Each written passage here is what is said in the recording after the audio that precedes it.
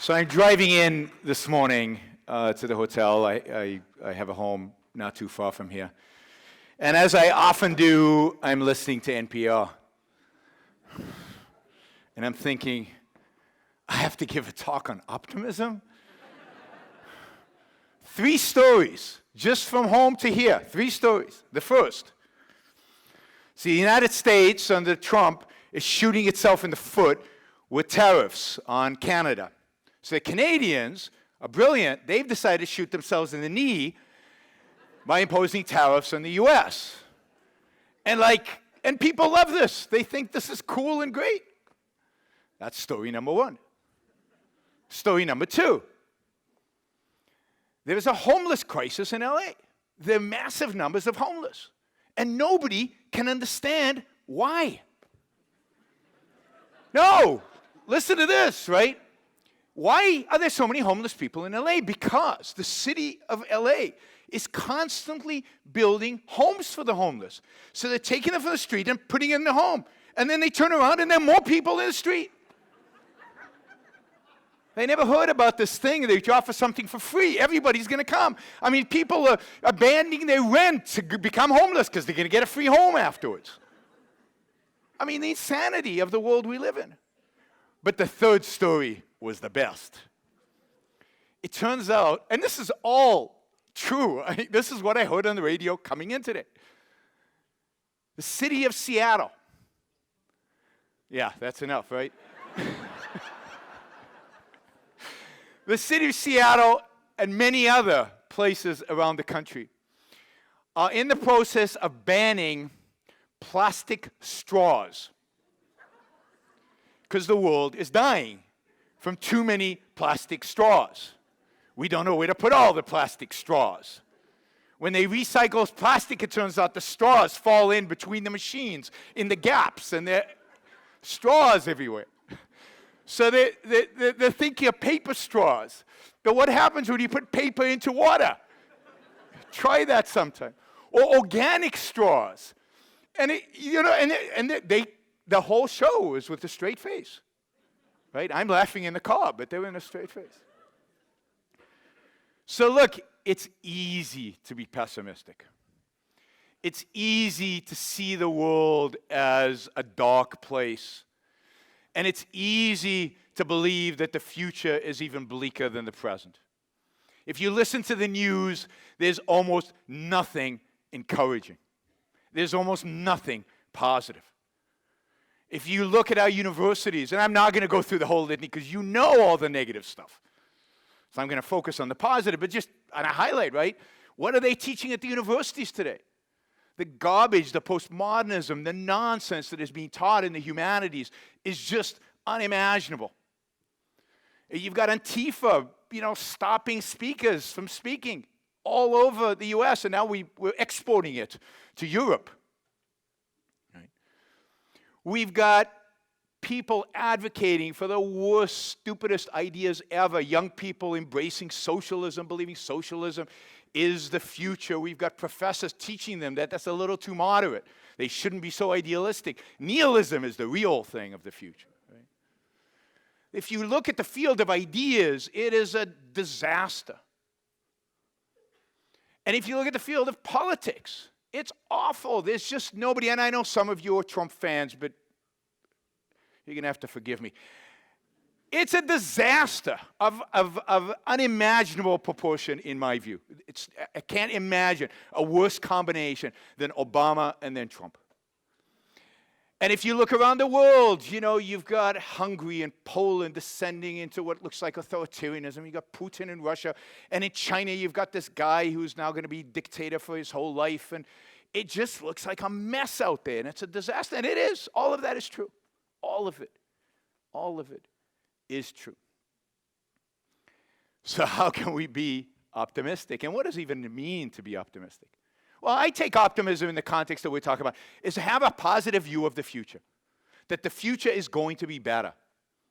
That things are going to be good. In our own lives, we'll talk about that, and in the world generally.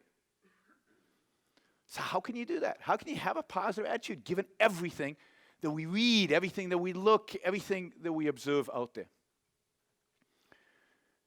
Well, I think we're not looking. I think we're not actually observing. I think we're way too focused on politics and way too focused on what the news chooses to tell us. We're not introspecting, and we know very little history. Very little history. Because, man, this is the best time in human history to be alive.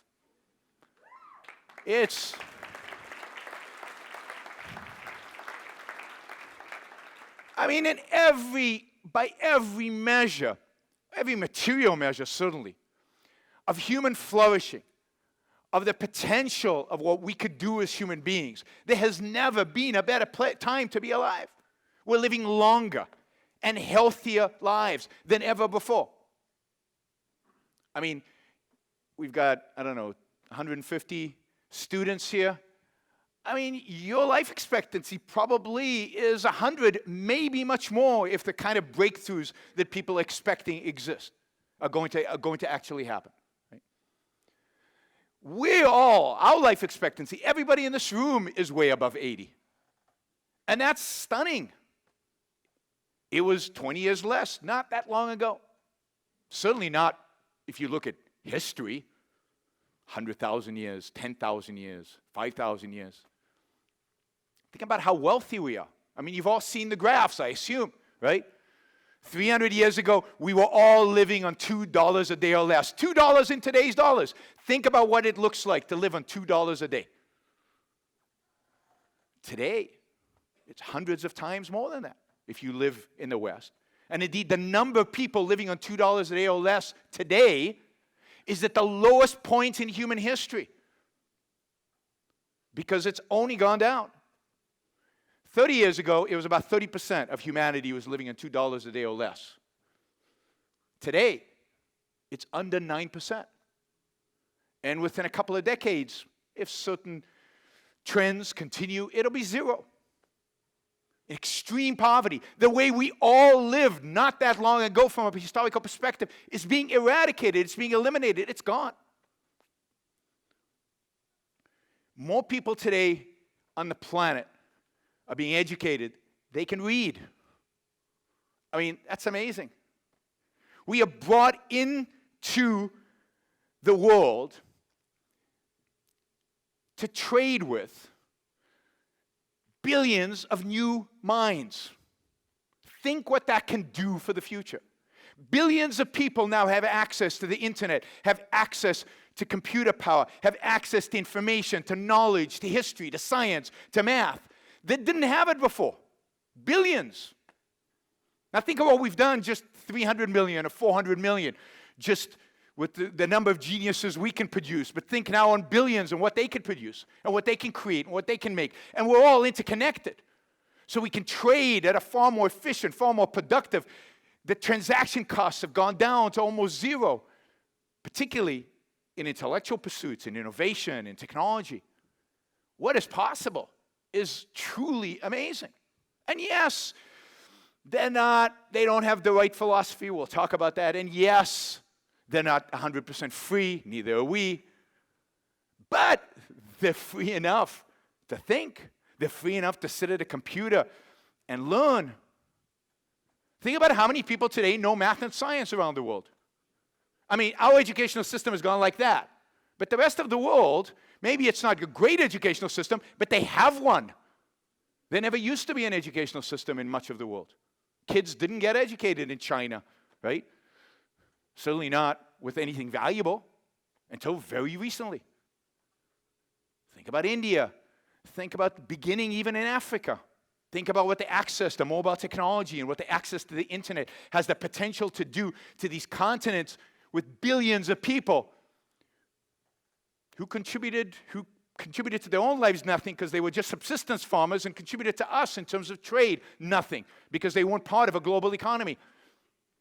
One of the things that really pisses me off more than anything, and this is maybe why I have such a visceral response to Trump, is that globalization is one of the most amazing, stunning, beautiful phenomena that I've ever seen, that humanity has ever experienced, the ability to trade across continents, the ability to benefit from the genius of somebody on the other side of the world, or the ability to benefit from some person who's willing to just assemble something so I don't have to assemble it, and my children don't have to assemble it.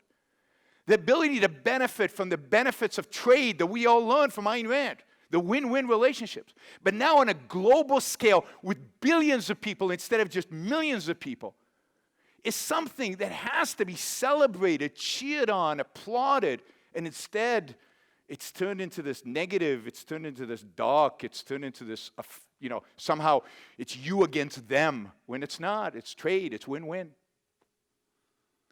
So globalization has changed the world for the better, universally. People are better off. We're better off. Standard of living of Americans has gone up dramatically because of trade with China. Dramatically, if you look at the numbers. Particularly if you're middle class and lower middle class and poor. Your lifestyle, standard of living has gone up because we trade with the world.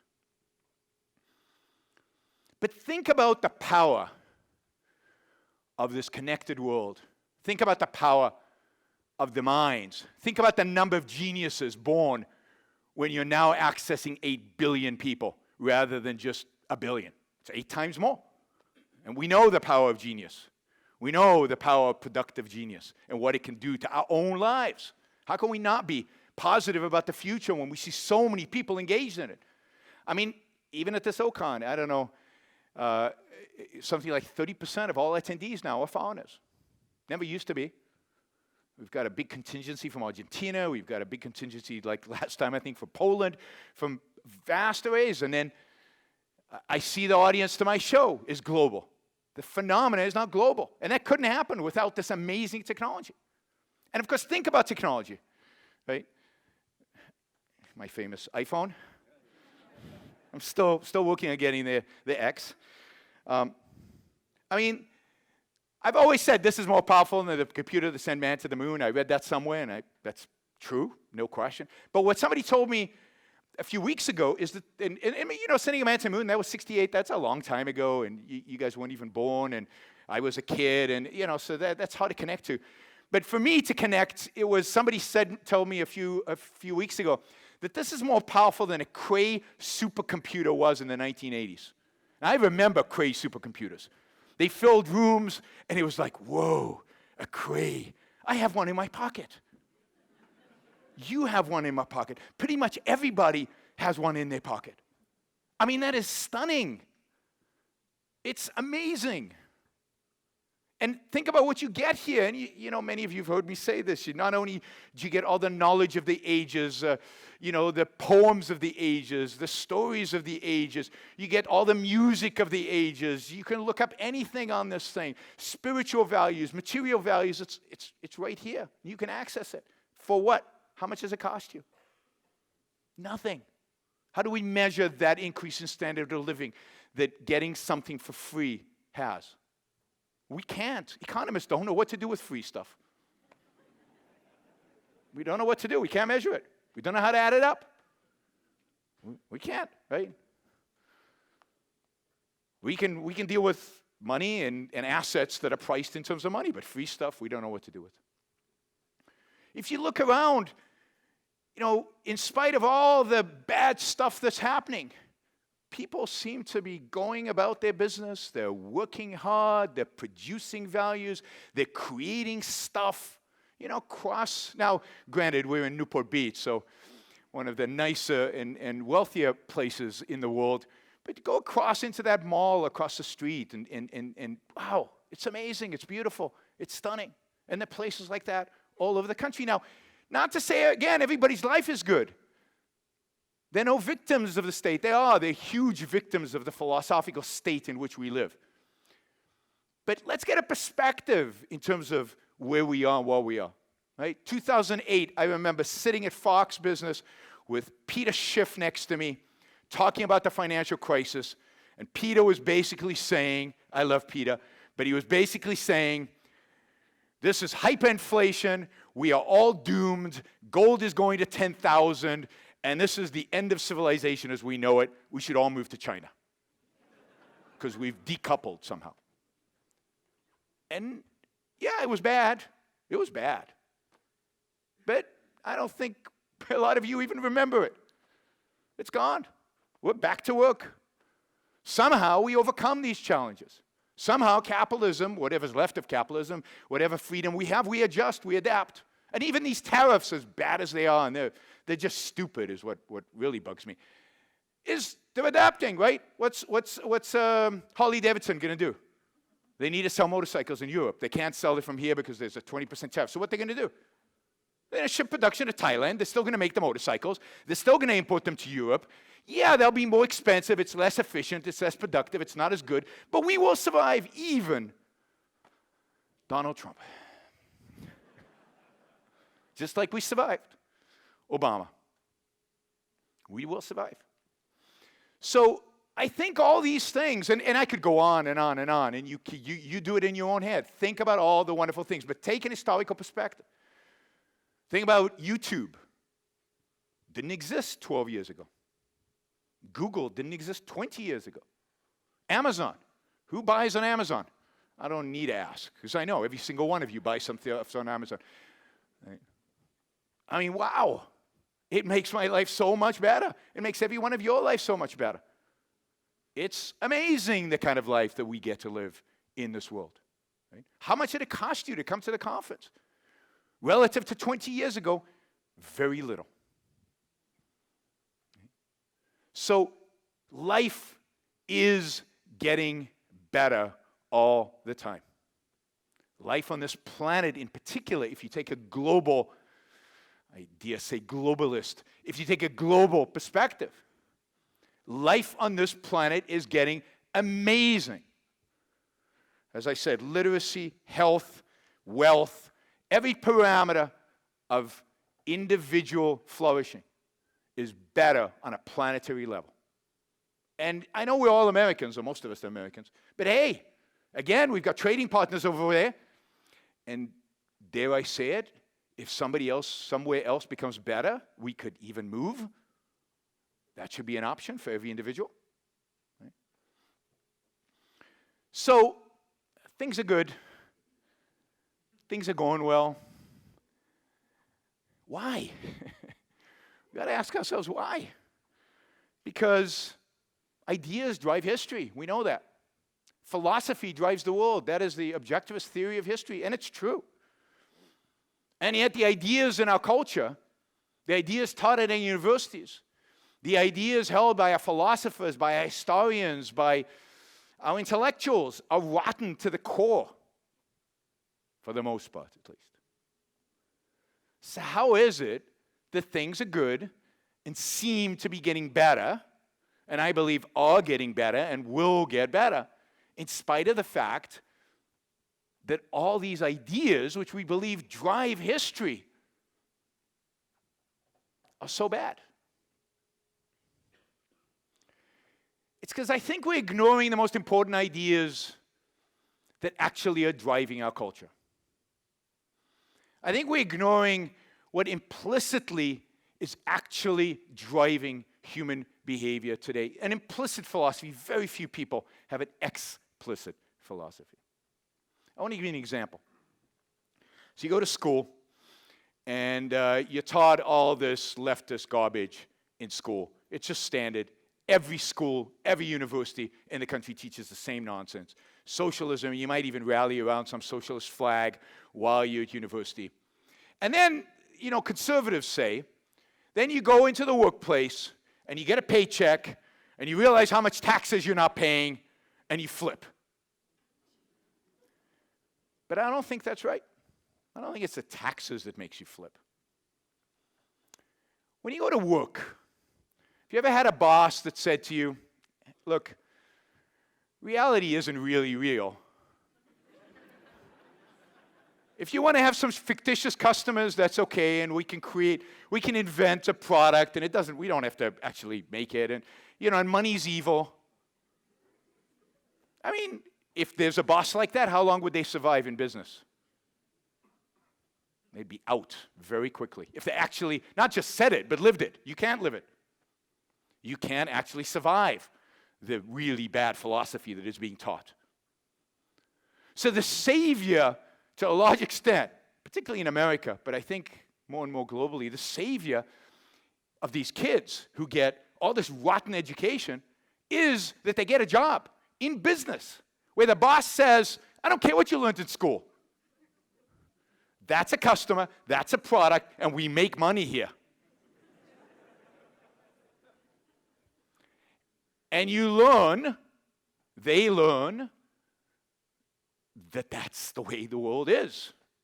And they learn implicitly that it's kind of fun. So yeah, you have, Tal was telling me about all these leftist programmers in Silicon Valley. Yeah, they can be leftist over lunch.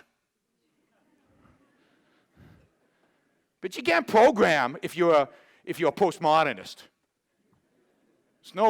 It doesn't mean anything, right? When it comes to programming, you better be reality focused. When it comes to programming, you better use your reason. And when it comes to your paycheck, you're suddenly an individualist. The implicit philosophy, and I think this is a powerful, powerful force. The implicit philosophy embedded in the very nature of business is a powerful force on young people coming into that world.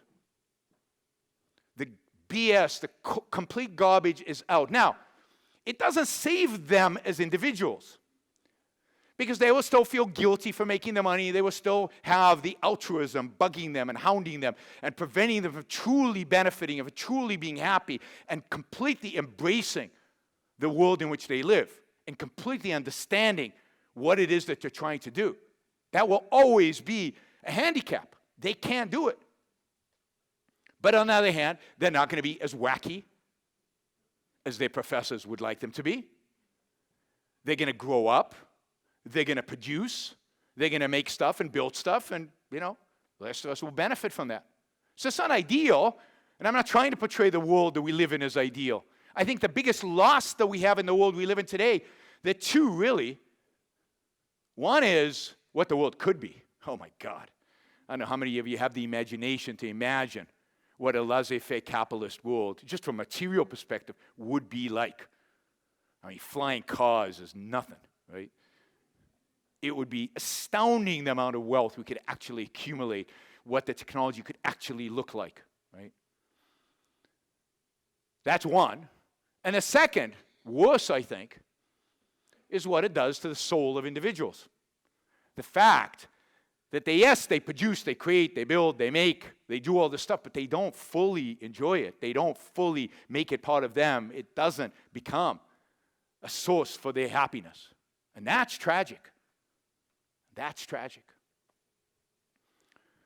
So I think we underestimate the role of Enlightenment ideas in the world in which we live. The Enlightenment, which I think of in a simplistic, simple way, not simplistic, but simple way, as really two ideas that come out of the Enlightenment. The idea of the individualism, the idea of the sanctity of the individual. Your life is yours. It doesn't belong to the tribe, the king, anybody. It's yours. And the idea of the efficacy of reason. It's really reason first, individualism next, but the efficacy of reason. And that transmitted primarily through the idea of science and the scientific method. But those two ideas are out there in the culture. Not explicit, not integrated, but they're there.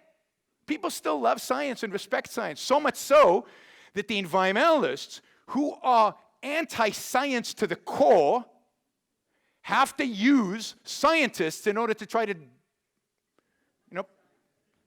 convince us, convince the public that they are somehow right. They can't avoid it. They can't just talk philosophy. They can't just talk about how evil human beings are and how nasty they are. They have to bring science into the picture. We all respect science. We think it's important. And in that sense, we all respect reason. At least, again, to the extent that we do. And think about think about this global world. Think about how many people today study in school math and science. Put aside all the other stuff, which is maybe a lot of garbage there, but just math and science. How many people 300 years ago studied math and science? 5? Like on the whole planet? 500? 5,000? Now you've got billions of people who went to school and gained a certain respect, a certain way of thinking about the world through math and science, which allows for the kind of technological revolution that you experience, the kind of technological advancement that is going on in the world today. Billions of people now know these subjects. These are subjects that come out of the Enlightenment. There is no math and science for everybody before that. That's something only the Platonic philosopher kings did. But in the Enlightenment, brought it down to everybody. And now the whole world has embraced this Enlightenment value without even knowing it's an Enlightenment value, without knowing where it came from. So there is a respect for reason. People still, when you talk to them, they're looking for evidence. What's the facts? Our legal system still is oriented towards facts for the most part, right? And that, again, is spreading across the world. We're seeing more and more and more orientation towards reality, away from kind of mysticism, away from the witch doctors, and more about evidence. And you're seeing that more so maybe in other countries than in the United States, but you're seeing it as a global phenomenon. And it's, wow. And then the second part of this is individualism, and I find this interesting. So I travel all over the world, as you know, and I speak to a lot of audiences around the world. And I can go anywhere. A town in China, in Eastern Europe, and my guess is this would be true in Africa, although I have not tried it. You ask an audience in any one of these places, who does your life belong to? And everybody says, me. I mean, they say it as if it's obvious. What do you mean? Who does my life belong to? It belongs to me. Now, if you'd asked that question 35 years ago in China, that would have not been the response. Certainly 20 years ago in Eastern Europe, that would have not been the response. Suddenly, again, without knowing it, without holding the idea of individualism and with all its implications and what it means philosophically and what it means for the world, there are all these people that at least at some level see their value as an individual. My life does not belong to the party.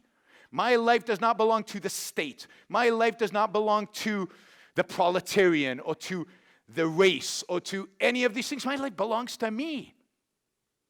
And again, all these people are waking up, billions of people all over the world, to this idea that their life is theirs to live. And that is powerful. And Americans still believe their life is theirs to live. And yes, they're not consistent. They're horribly inconsistent about it. But on a day-to-day basis, the way they live their life, they're using reason and rationality in their work, and they care about what happens to them and their family and their kids, and that's the center of focus. And the altruism, which is, there's nothing worse than the way altruism affects the human soul. The altruism prevents them from being proud of that, prevents them from benefiting from that. But they do it, and they benefit from it indirectly, right, materially in other ways. And we all benefit from that fact, that there are civilized people out there. One of the trends I forgot to tell you about is violence is the lowest level of violence in all of human history today. There are fewer crimes, there are fewer wars, right? We obsess about the one or two wars that exist out there. But there's never been a more peaceful time in all of human history. And Ayn Rand said why, right? Why is there few wars? Because when people value their own life, when people use their mind, they don't go out and jump on grenades and start wars for the sake of killing each other. They want to trade. Again, one of the reasons I'm so offended by tariffs and the language of anti-trade is that trade is one of the great pacifying forces in the world. When it's driven by self-interest and win-win transactions. So I think the Enlightenment is far more of a dominant intellectual force in the world today, implicitly, than maybe I thought in the past, and maybe others have thought in the past. It is there.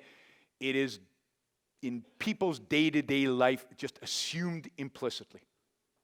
Even those who are religious don't take their religion that seriously, nowhere near as seriously as they did 500 years ago.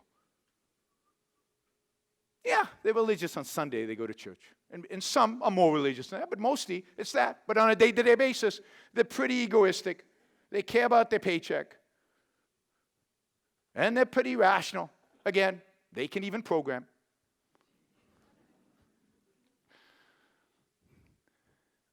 And I think to a large extent our job is to make those ideas explicit. Our job, Ayn Rand has said many times, our job is to save the Enlightenment and to finish, complete its mission. And that's what Ayn Rand does. She gives us the tool to save the Enlightenment. She completes the venture that Locke and Voltaire and many others in the French and Scottish Enlightenment, they set us on a path. And Ayn Rand completes that path.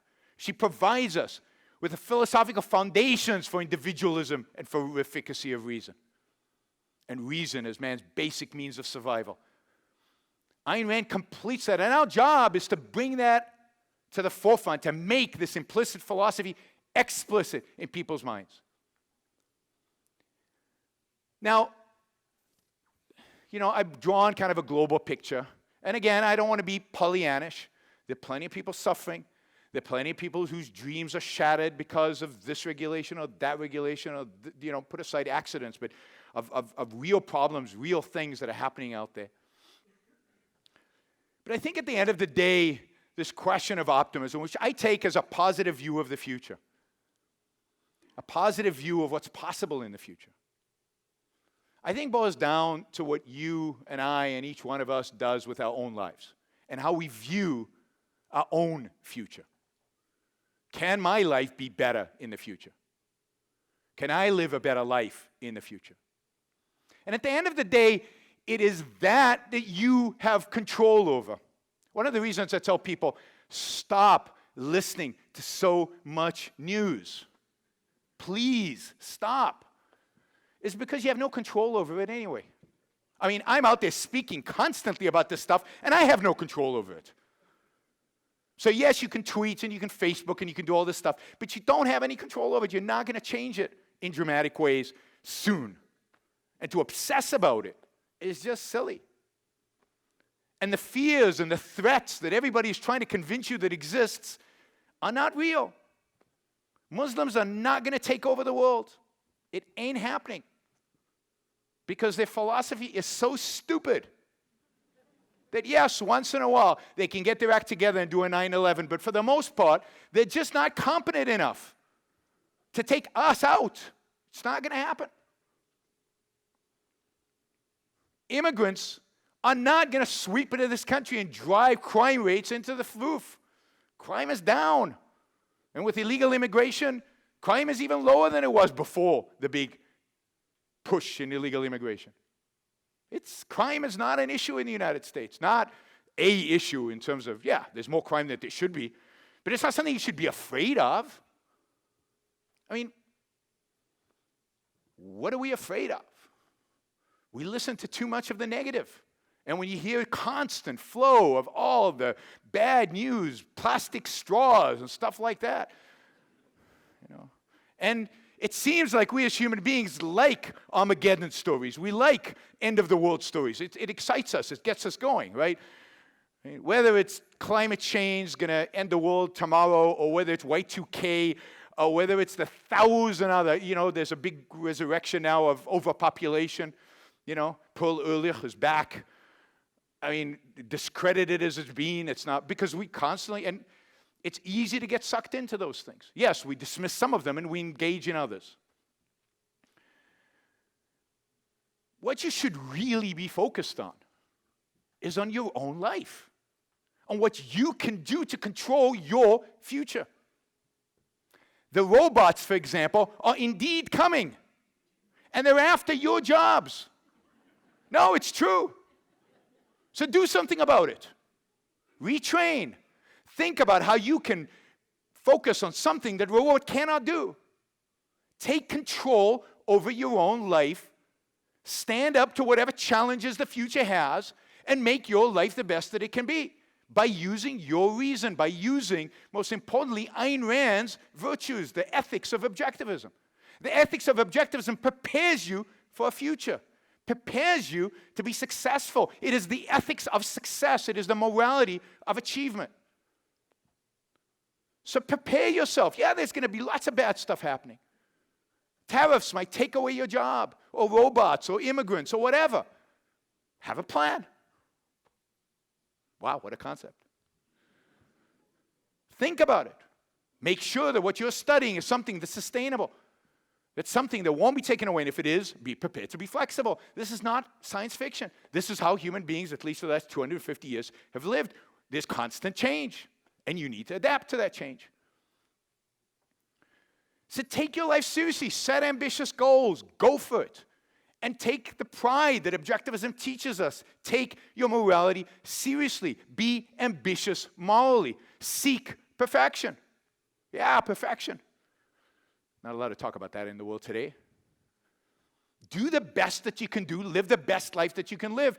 And acknowledge that so that you benefit. The rest of the world might not benefit from the achievements today. You should be benefiting from it. You should be happy. You should reward yourself for the achievements that you have earned, because you understand where those achievements come from and why you have earned them and why your life is the standard, not somebody else's, yours.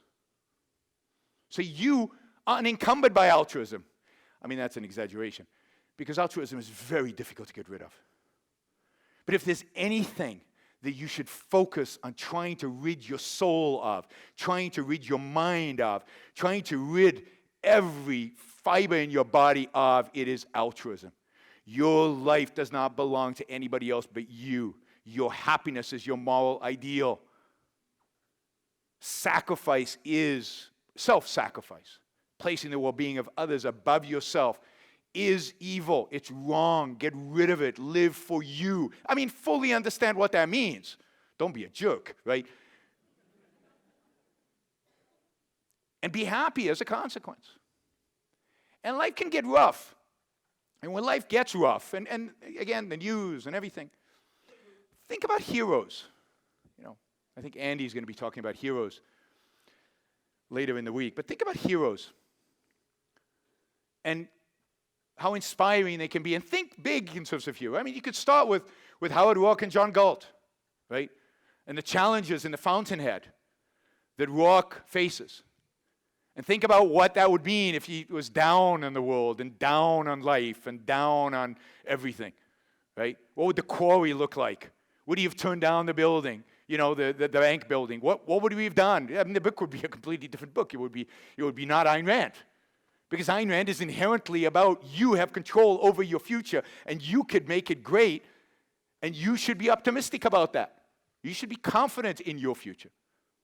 Or even John Galt, who you'd think is a pessimist, right? The world's gone to hell. No, he's got a solution. He's going to start a Galt's Gulch, and he's going to change the world. He doesn't just sit back and complain. He acts. He's got a plan. He does something to make his life and the people he loves' life better. That should inspire. So literary heroes can be great inspirations, but more than that. It's important for us to hold an historical context and look for heroes in the real world. You know, when you see Antifa shut down a talk, think about Galileo and Newton having to confront a religious authority, not a bunch of kids who don't have a clue with their lives, just thugs religious authority that could have them killed. Religious authority that didn't want to have anything to do with them. And yet, they persevered and brought us the scientific revolution. Or think of Voltaire and Locke, who brought us the ideas of the Enlightenment but had to escape because they were afraid for their lives because of their ideas. So a bunch of people are rioting outside Berkeley. I mean, it's bad, but again, the perspective here wasn't a bunch of kids. Here was the authorities. Here it was the king. It was the people in power after you. We're not there yet in America. We can still speak. We can still hold OCON. So let's put it all in perspective, right? Or think about J.D. Rockefeller bringing light to the world and cheap energy to the world. A kid who had nothing and started from nothing and built something amazing and changed the world in profound ways and had to fight everybody on the way, his competitors, but more importantly, the mudruckers and the politicians and everybody who wanted to destroy his business. And yet he succeeded and he persevered. And you might say, well, that was in the 19th century. Things were free then. Then, okay, think about Steve Jobs, right?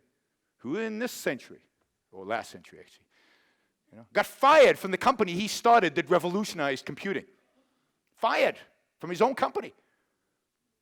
And then started some strange computer company. I don't know if you ever saw Next Computer. Pretty cool, but strange. And Pixar, just a little thing.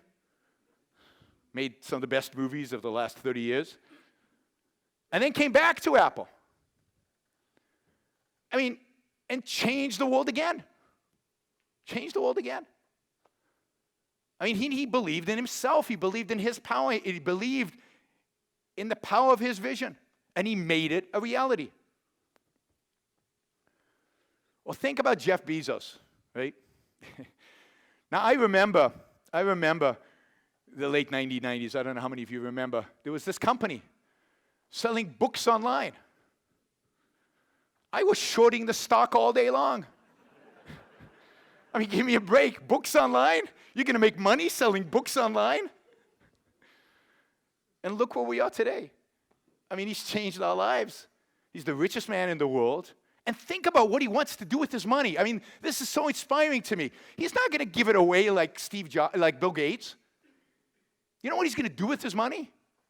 He's going to go to Mars. You laugh, but he's serious. He is serious. And think about that as a positive.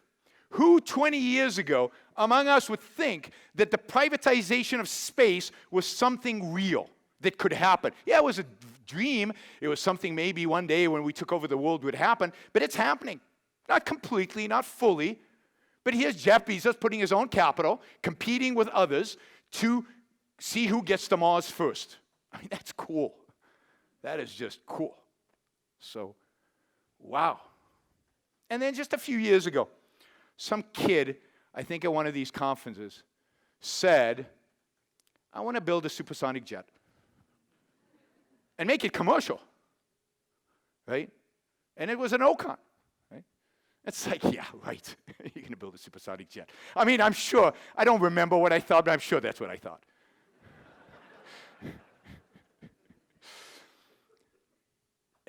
And he's doing it.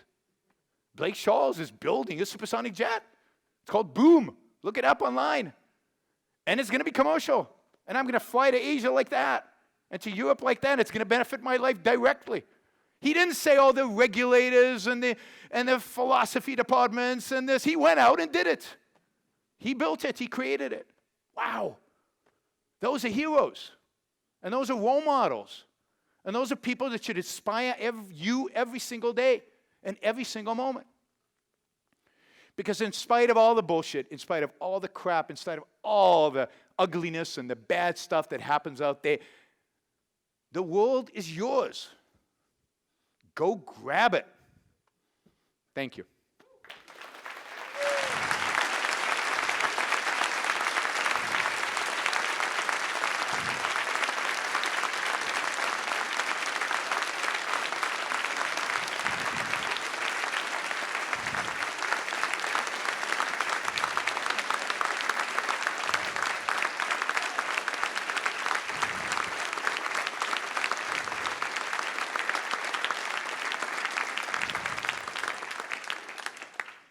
All right, Q&A.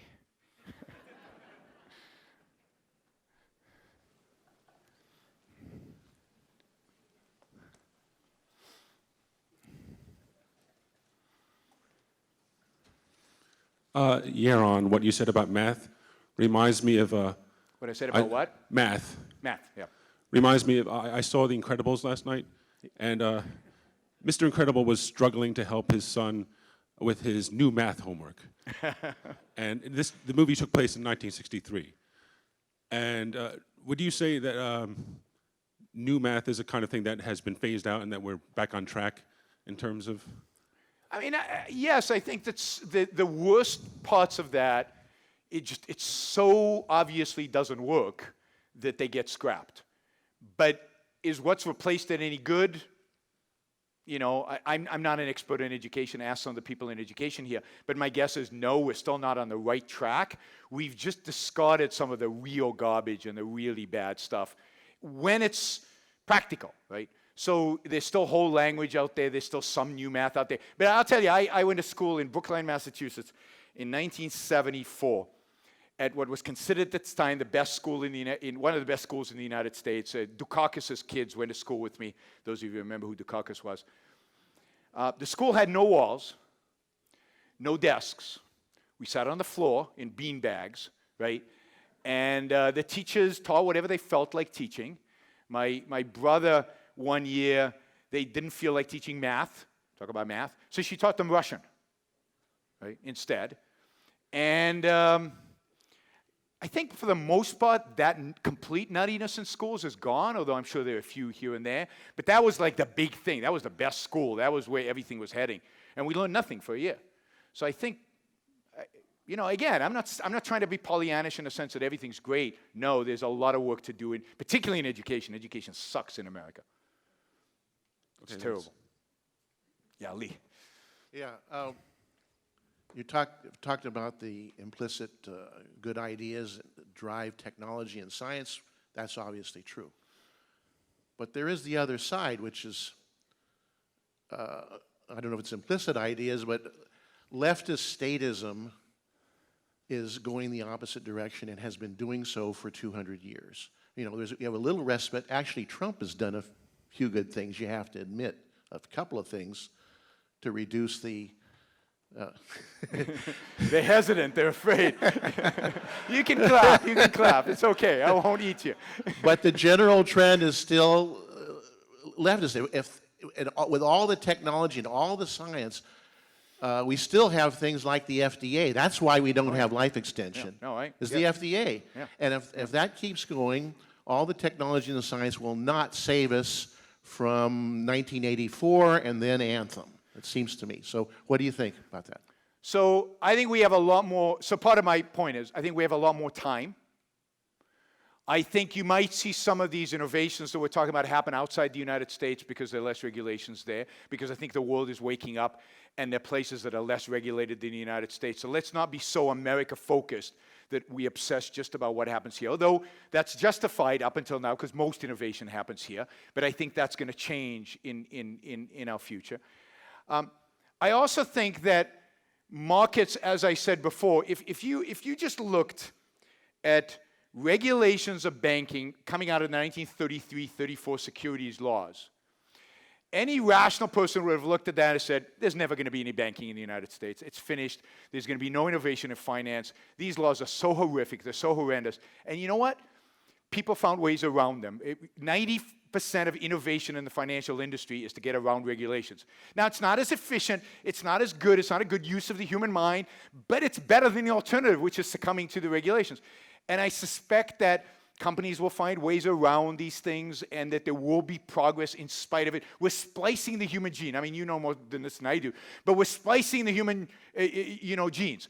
I mean, I don't know where that's going to take us, but that's amazing. And my sense is that people are going to do stuff offline without the FDA that is maybe going to revolutionize. So let me say this, long term, yes, you have to make the implicit philosophy explicit, otherwise it will die out. I just think the long term is longer, and we are more innovative and flexible and can get around the bullshit than I thought in the past, or that I think most objectivists think. I think, and this is the evidence, the fact is, that we've always thought, oh, it's another 5 years and then everything will collapse and the cliff is just in front of us. And it doesn't look like it is. Now maybe, everything will happen tomorrow and I was all wrong, but I don't think so. I don't see it. And I don't think Ayn Rand saw it like that, right? I think she had she believed in America. In 1980, think about 1980, she did this interview where she said she still believed in America and she thought the future was good and everything like that. And think about what was going on in 1980 as compared to today, right? American hostages were being held in Tehran, 50 of them, and America was doing nothing to save them, right? We had very high inflation and very high unemployment, stagflation. Crime rates were way higher than they are today. Way high. You couldn't walk in Central Park In daytime, you couldn't walk in Central Park in 1980. And they got worse over the next decade, and then they declined dramatically since then. So, and yet, I think in many respects, the world was much worse in 1980. And yet, she was still held the idea that good ideas will win out, and this implicit philosophy that is embedded in much of modern life will survive long enough for those of us who want to make it explicit to win out. Just let me add one quick thing to this. And that, you know, Steven Pinker is a great advocate of what you're talking about. Yep. But what he misses, because he's a leftist, is he has shown that violence has decreased over the centuries. But what he hasn't shown about force. The governmental force has not decreased. And the leftists don't, you know, the leftists from the Berkeley Times don't make that, don't understand that violence and force are the same problem. They don't understand that. And force is still, governmental force is still on the increase, and we need those explicit ideas to reverse that. To reverse that, no question. But look, first let me say, I strongly recommend Steven Pinker's latest book, Enlightenment Now. I think everybody should read it. It's not all good. There were a lot of bad stuff in it. But the good stuff is so good that you should read it. Everybody should read it. I also think he's got deep philosophical problems beyond the leftists, which are reflected in other books.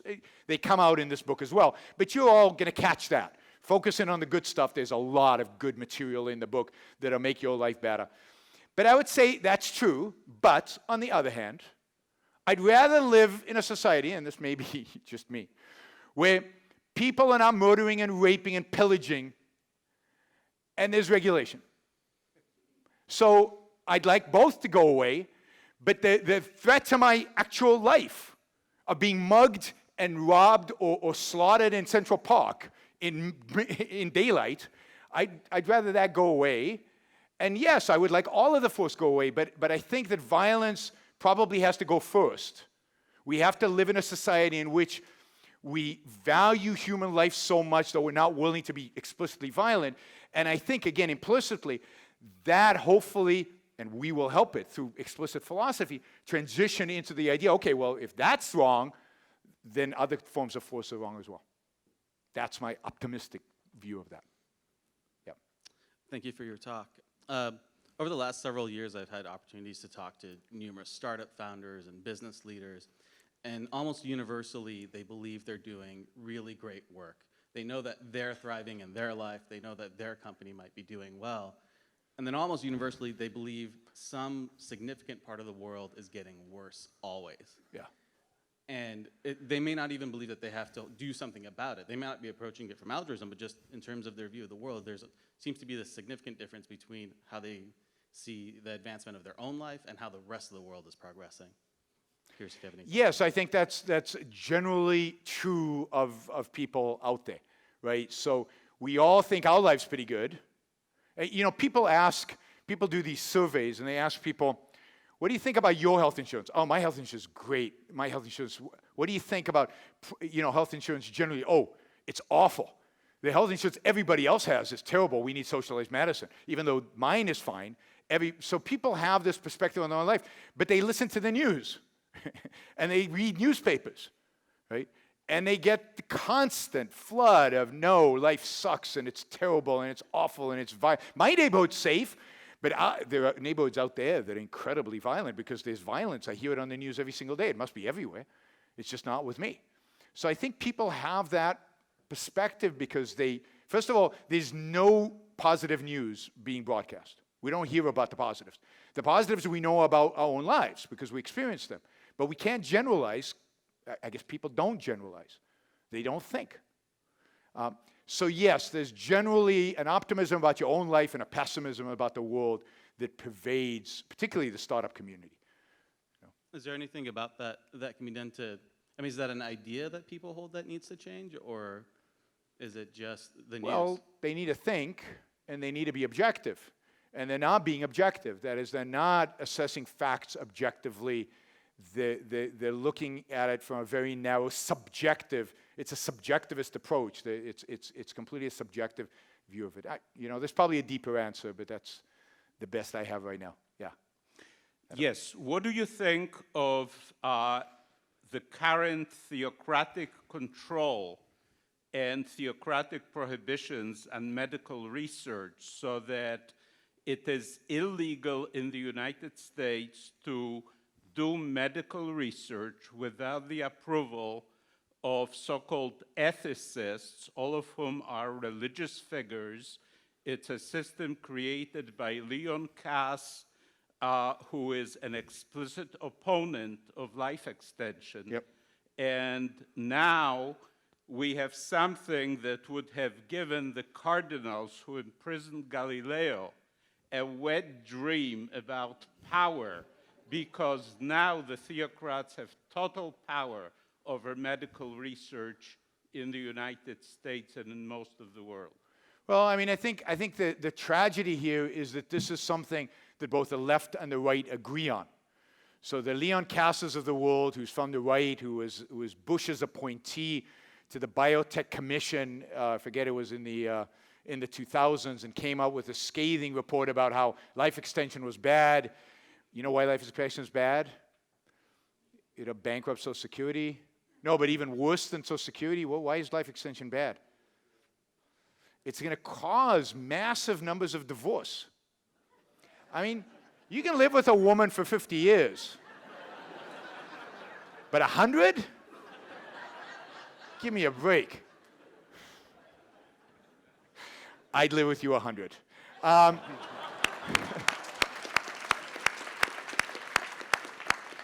But that was in the report. This is a scientific report about the evil of life extension. And he's worried about divorce. Who the cares? I want to live to be 200. You're worried about me getting divorced?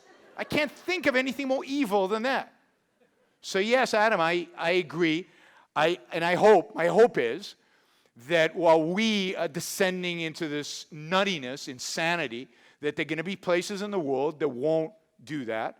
There are people doing gene therapy studies elsewhere in the world that are not allowed to be done in the United States. And I think, so I'm a patriot. I love America. I love the idea of America. I love the founding. I moved here because this was the place I wanted to live. I love everything about this country. But you know what? If this country becomes nuts as it is becoming, then there are other places in the world to live. Now, I'm on the border now, right? Because I live in Puerto Rico, which is a leg in and a leg out, right? And there's a reason for that, because it's crazy here. And so I'm optimistic in the sense that I think the striving towards the betterment of life will revive somewhere else, even if it dies to some extent here. There will be somewhere else where they'll allow this research and it'll keep going. And I encourage those of you in the science to look for other places that have better regulatory regimes where you can do this, where you can do the kind of science that is going to extend human life. Because given the state of science, there's no reason, I think, that we couldn't live dramatically longer lives than what again, Lee would know more about this, and Adam would know more about this, but it strikes me from the little I know, and from the people I've talked to, that we could be living much, much longer, healthy lives than we do today. And what really is the barrier to that is the FDA. But I think those scientific breakthroughs are going to happen somewhere. And we are going to, or at least the young people in this audience are going to benefit. Again, the real tragedy, I mean, again, I mentioned two tragedies of the world in which we live in today. It's what could be. We could already have those technologies if not for the FDA and not for the regulatory state and everything else. We could already have it. We could already be living there. And what it does to individual human beings, the fact that they live with altruism. But it's the parallel universe. It makes our job, by the way, much more difficult to convince people that there could be a parallel universe in which we're all living much better, happier, more prosperous lives than we do. Right? It's hard enough to show them Venezuela, right? A real concrete example of the evil of socialism. Never mind, but there's this potential. You have to have an imagination to see the potential. Hi. Yaron, you travel all over the world. You speak to young people everywhere, and of course we owe you big time for it in terms of being optimistic, what do you think, where is the objectivist movement in, say, I don't know, 10, 15, 20 years from now? Or if you don't know, or just off the top of your head, where do you see yourself in 10, 15 years? I would really like to know. South of Spain on the beach. I mean, so I'll give you a few observations. One, the objectivist movement is becoming a global movement, whereas I think it was almost predominantly an American movement, and those of us who wanted to participate came here. So I immigrated here, Tal's an immigrant here, Leonard Peikoff's an immigrant here, obviously Ayn Rand is an immigrant to the United States. I think it's becoming a global movement where a lot of people will not immigrate here. They will stay in their countries, but because those countries are getting better, and the difference between America and the rest of the world is shrinking, not because they're getting better, but also because we're getting less good, unfortunately. But so I think it's a global movement. If you look at Ayn Rand book sales right now, book sales out of the United States has almost reached the same level as book sales in the United States, which is amazing because book sales out of the United States used to be close to zero. They used to be negligible up until just a few years, maybe a decade ago. So I think one answer is it's global. I think it's substantially bigger, and you're starting to see it with OCON growing, and I think it could grow a lot more. I think it's much more embedded into the culture in terms of an explicit alternative that people are discussing and debating. I think this so-called intellectual dark web is a positive phenomena, because I think what you're seeing among them is intellectuals who are not, strike you at least, as honest, not power-lusting. They're wrong. They're wrong, let's be clear. But they don't have that same nihilistic, ugliness that so many of intellectuals, both on the left and the right, have had in the past. There's a certain interest in debate and discussion and the truth. At least I hope so. And I think it's an opportunity for us to be injecting our ideas much more significantly into the culture. It's why, I think it's a positive move to have this conversation here with Jordan Peterson tomorrow. I think that's a positive direction because we get to expose people to our ideas in ways that we couldn't in the past. So I'm optimistic about our ability to continue to get our ideas out there and to start. And look, I see so many signs. And I didn't say this in the talk, but I should have. I believe Ayn Rand has had a massive impact on the culture. I believe one of the reasons the Enlightenment is still around is because of Ayn Rand. And I'll give you just a few quick examples. In the 1950s, 60s, capitalism was a dirty word. What made capitalism a more positive word by the time we get into the 80s was Ayn Rand and maybe some Milton Friedman. But they're the ones who popularized the term capitalism and made it cool again. And I don't know that Ronald Reagan gets elected if not for Ayn Rand. I really don't. Millions of people read Atlas Shrugged. They didn't become objectivists, but it made them a little bit better. It made them just a little bit more reality-oriented. It made them just a little bit more sympathetic to markets and capitalism, more skeptical of government. And I think Reagan won and Thatcher won maybe because of those elements. Can't prove it. We know that the draft was eliminated in the United States partially because of Ayn Rand's influence over the people who were on the commission to eliminate the draft, to evaluate the draft. But more than that, you find me a startup in Silicon Valley, and I know somebody's going to give me a whole list of them, but find me a startup in Silicon Valley where the CEO hasn't at least read The Fountainhead or Atlas Shrugged. Again, not become an objectivist. They don't.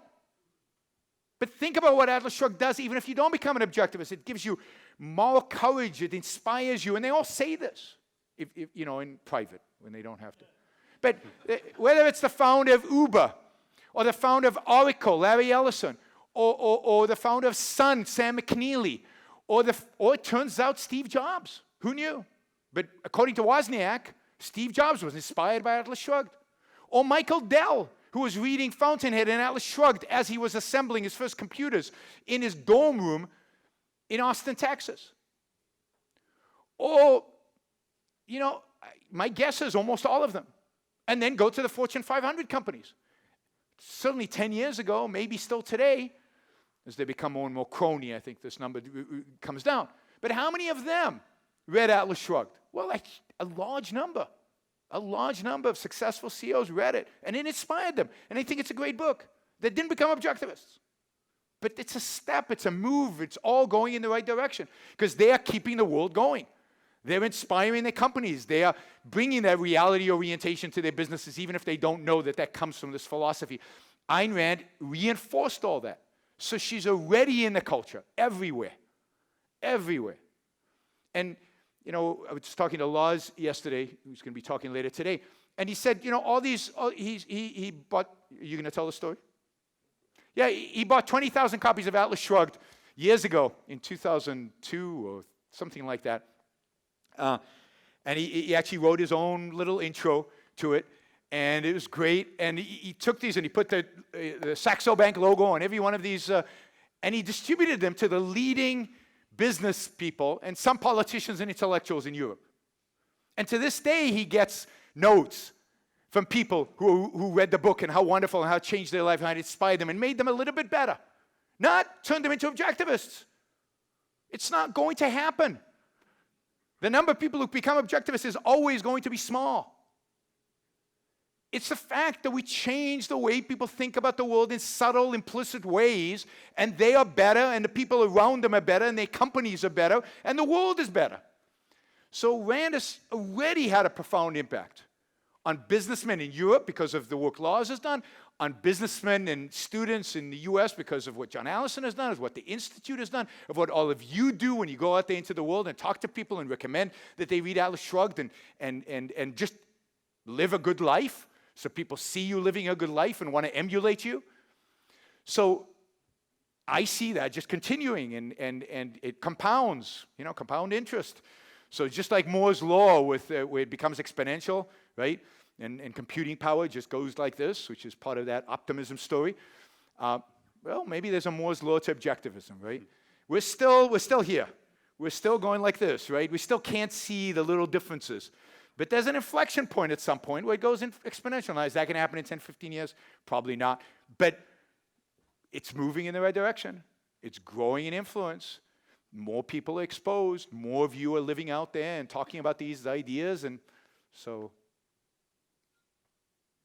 more, better.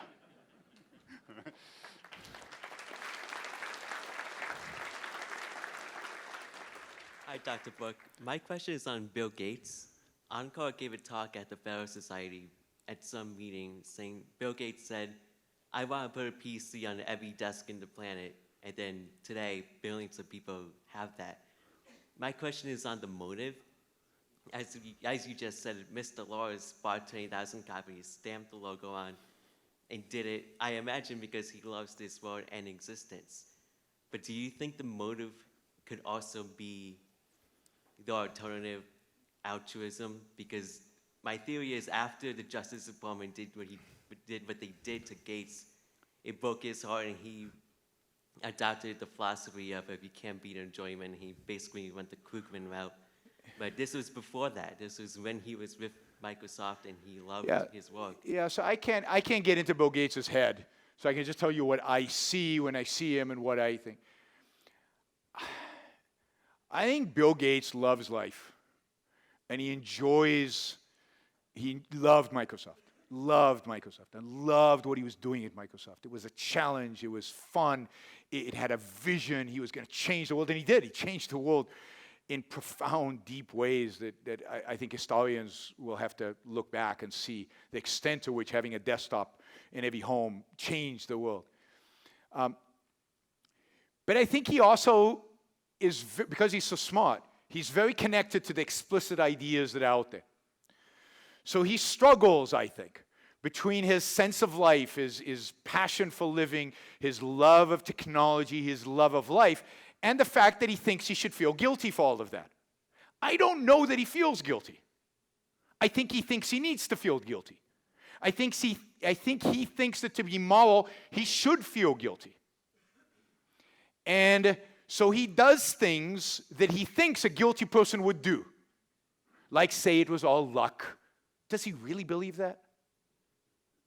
Does he really believe that? I mean, I think he thinks he believes that, right? or like starting a philanthropy and leaving Microsoft completely.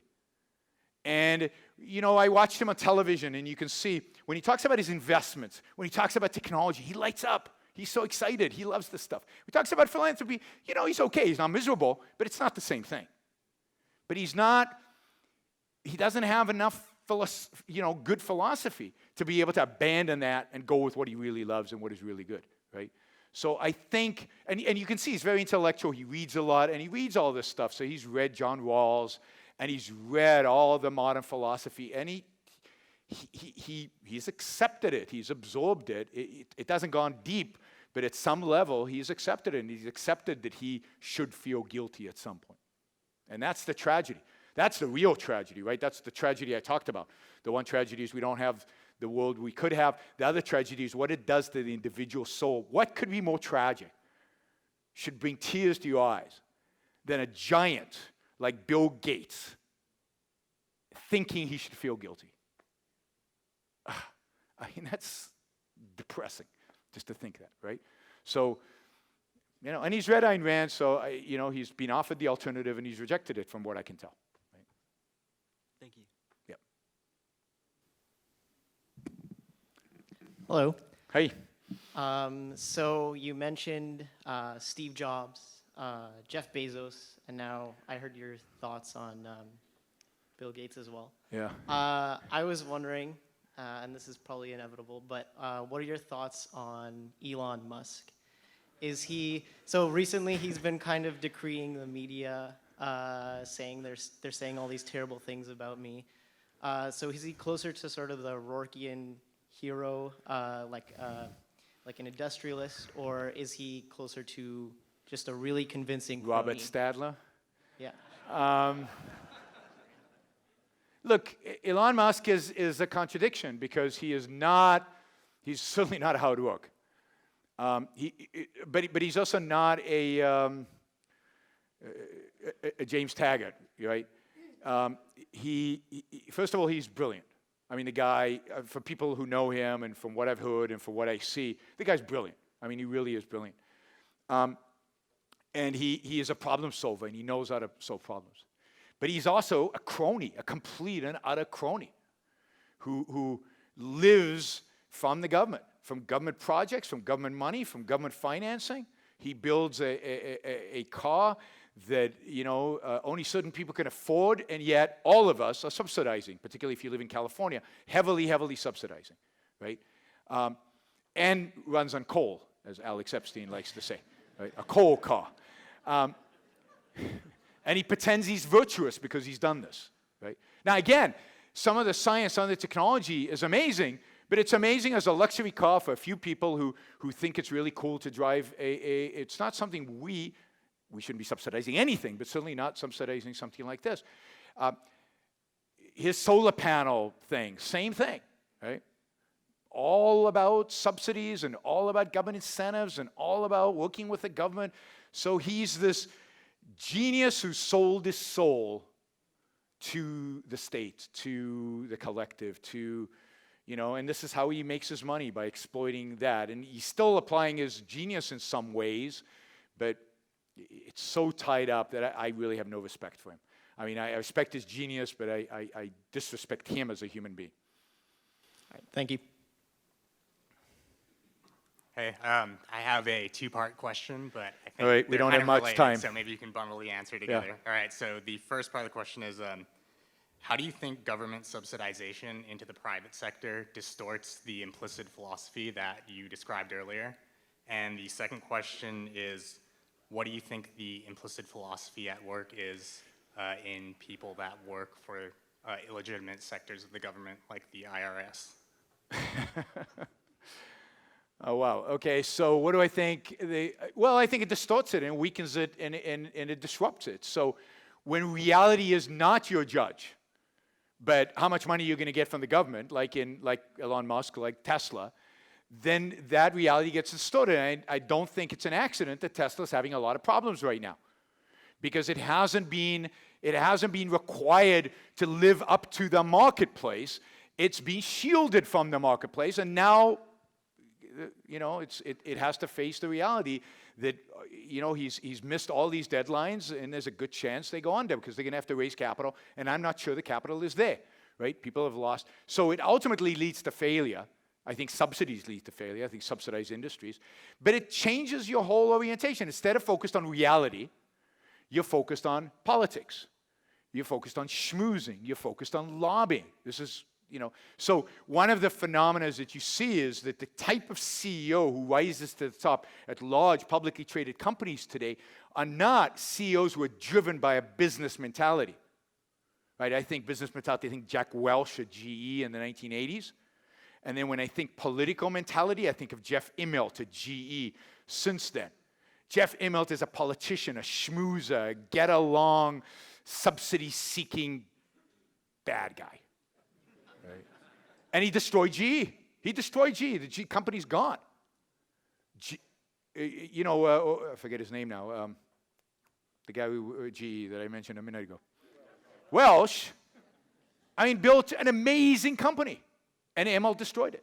That's what subsidies do. That's what, and the problem is that the subsidies also cause the wrong people to become CEOs. So when the board had to decide, but when replacing Jack Welch, replacing with another Jack Welch, a productive genius, somebody focused on making money, versus a politician, they chose the politician because they knew the world was changing.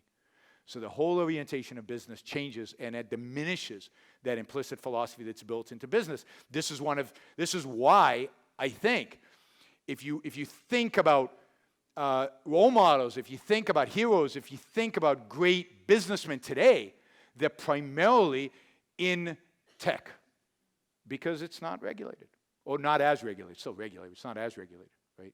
So there they can still rise up on that basis. Okay, last question. Make it quick. Otherwise, Anu's going to come out. So, good morning and thank you.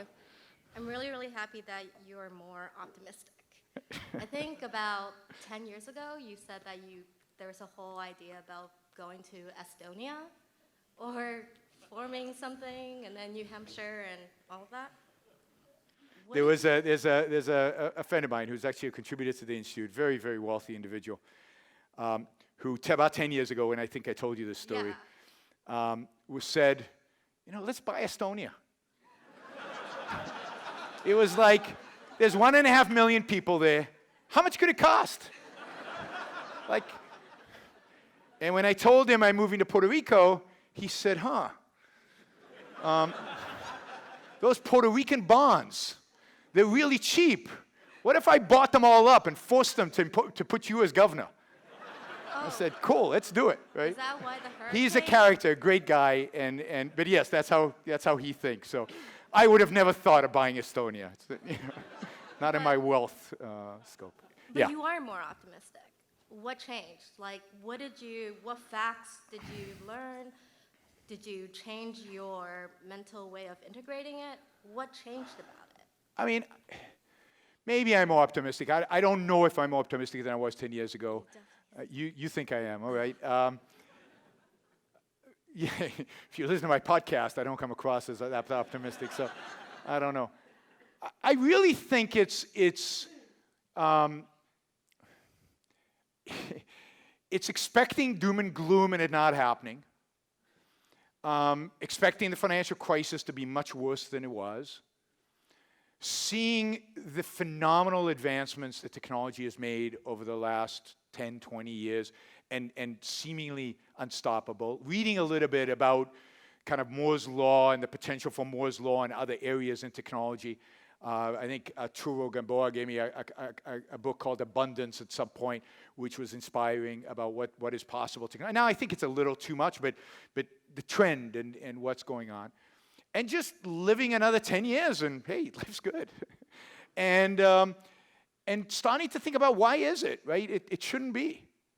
Right? If at least my superficial rationalistic view, and granted this is a wrong view, of it shouldn't, look at all the bad stuff and why is there good stuff? How does the good stuff live with the bad stuff? So I think it's a combination of those things. Maybe because I'm not CEO of the Ayn Rand Institute anymore. Tal starts out optimistic.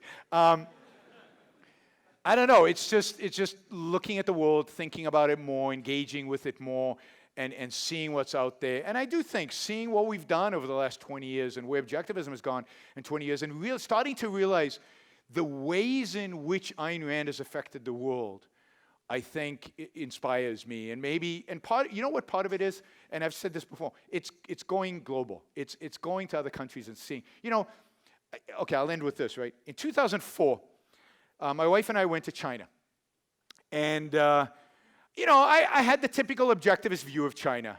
It's a bubble. There's nothing there because they're too authoritarian. There can't be any real progress. It's all pretend. It's all fictitious. And I remember I was going to go, we were going to Thailand, and a friend of mine said, you should go to Shanghai. I said, who has time for Shanghai? I've got to be at this other place. I'm giving a lecture in Dongguan, and I don't want to go to Shanghai. He said, no. You got to go to Shanghai. I said, okay, go to Shanghai. So I went for 24 hours. I flew in and flew out, right? And we're driving in to Shanghai, and I got goosebumps. I get goosebumps now thinking about it. I mean, it was unbelievable what I saw. And I don't know how many of you have been to Shanghai, but it's even more so today than it was in 2004. The skyscrapers, the lights, the billboards. The first thought that went through my mind is, there's not a single communist here. You can't have communism and billboards the size of Times Square. Times Square is small as compared to what they have there, right? And suddenly, and then from there we went to Dongguan, and I thought, Dongguan, what's Dongguan? It's nothing, right? Dongguan was a city of 8 million people that 20 years before did not exist. It was a city in which 50% of all the shoes were manufactured in the world. It's a city that had a huge tech sector. It's a city in which not a single human being sat down because they were so busy. The people were busy moving skyscrapers, cranes. They took my wife on a tour of the largest shopping mall in the world. With one side, there was the Venetian misspelled, so they wouldn't have to pay royalties to the Venetian. I mean, but literally looked exactly like the Venetian from Las Vegas. I mean, this grandeur, and I'm going, I have this strange feeling that history happened here, and we missed it. Something happened here that was huge. And I was thinking, in 100 years, nobody will care if George Bush or Kerry won the election. But what happened in China in the 1990s and 2000s is profound. It freed up, not completely, they're far from free, but it freed up 1.4 billion people. It gave productive energy and productive sanction to hundreds of millions of Chinese, and they did something with it. They created something with it. And it wasn't because objectivism appeared in China. It was because they adopted some good ideas that they emulated from America and from Japan. And again, this capitalism reinforces those ideas. Business, work reinforces those ideas. And they, you know, and they were passionate about their own lives. These were not altruistic collectivist sacrifices for the Chinese state. These were individuals trying to make their lives the best lives that they thought they could make. And they felt less guilty than Americans do. And it was exciting. And I think as I've gone through the world and seen more of that, and seen the changes, I mean, the Berlin Wall fell. Wow! Right, in 1980, when Ayn Rand was relatively optimistic, right, the Berlin Wall was still up. Communism was everywhere. It controlled about a third of the world, or maybe 2/3 of the world if you count China and the population. And she was still, and now communism's gone. I mean, these kids who think they're communists, they don't know what communism, you know, Anu's there. You know why they call themselves social democrats? Because there are no socialists. The number of socialists, real socialists, the state owning the means of production, the proletarian, the dictator of the dictatorship of the proletarian, they exist, but there are very few of them. So what they want is social democracy. What's social democracy? Is we understand that capitalism produces the goods, and then we want to capture them and redistribute them. I mean, that's awful, evil, bad, horrible, but it sure beats communism. And it sure beats real socialists, right? At least they've recognized now, as Marx did, I think, but many of his followers didn't, that capitalism produces the goods. And we can leverage that, and we can take advantage of that, and we can expand that. So I'll end with this. Our opposition, the left, on the right, they have nothing. They have nothing. I mean, postmodernism is nothing.